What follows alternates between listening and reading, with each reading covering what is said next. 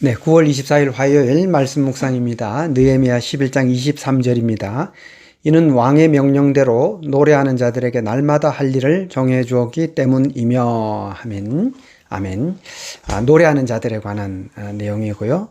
그 다음에는 이제 유다 사람들이 나뉘어서 성에 사는 모습들을 설명하고 있습니다. 먼저 노래하는 자들입니다.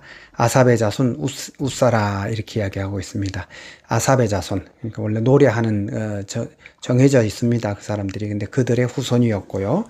그리고 이들이 예루살렘에 거주하는 레위 사람들의 감독이 되었다라는 설명을 합니다. 이건 사실 좀 특이한 겁니다. 그 다음에 하나님의 전 일을 맡아서 다스렸고요. 이것은 왕의 명대로 노래하는 자들에게 날마다 할 일을 정해 주었다라는 겁니다. 우리가 여기서 특별하게 봐야 되는 것은 원래 성전에서 노래하는 사람들은 다른 아무것도 맡지 않습니다. 이들은 온전히 찬양만 합니다. 자기들 방에 있다가 당번이 있습니다. 당번의 때에 나와서 노래를 하고 하나님을 찬양하는 것이 이 사람들의 어떻게 보면 우리가 말하는 대로 생업입니다. 전업입니다. 그거 외에는 아무것도 하지 않습니다. 오직 하나님을 찬양하는 데만 집중하고 그것만 하도록 한 거죠. 그런데 지금은 형편이 그렇지 못합니다.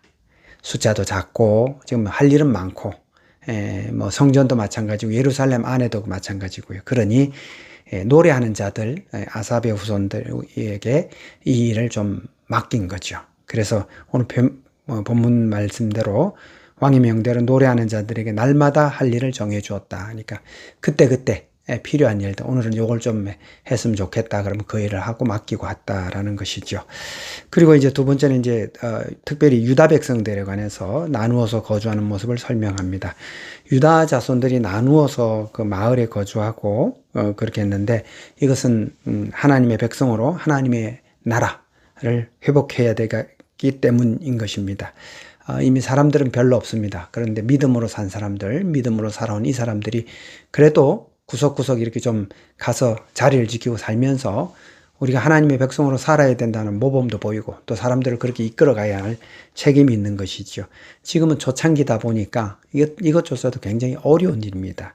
그렇게 해서 사실은 이들 가운데 예루살렘에 살길 원하는 사람들의 10분의 1, 그 중에 자기들 11조죠. 10분의 1은 자원하는 자들로 해서 예루살렘에 살게 하고 나머지 사람들은 흩어져서 지파대로 그 영토를 이제 다시 세워가는 그런 장면들인 것입니다. 오늘 성경이 우리에게 보여주는 것은요, 어려운 시대에 헌신한 믿음의 백성들입니다. 참 어렵고 힘든 시기죠. 여러 가지 면에서 어렵고 힘든 시기입니다. 근데 그들이 정말 노고를 많이 하고 정말 수고를 많이 하면서 그렇게 세워갑니다. 성전도 그렇게 해서 다시 회복했고요.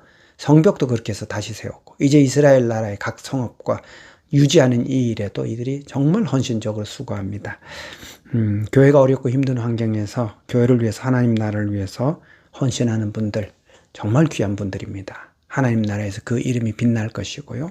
하나님께서 귀히 여기시고 얼마나 하나님께서 그들을 기뻐하시겠습니까? 감사합니다.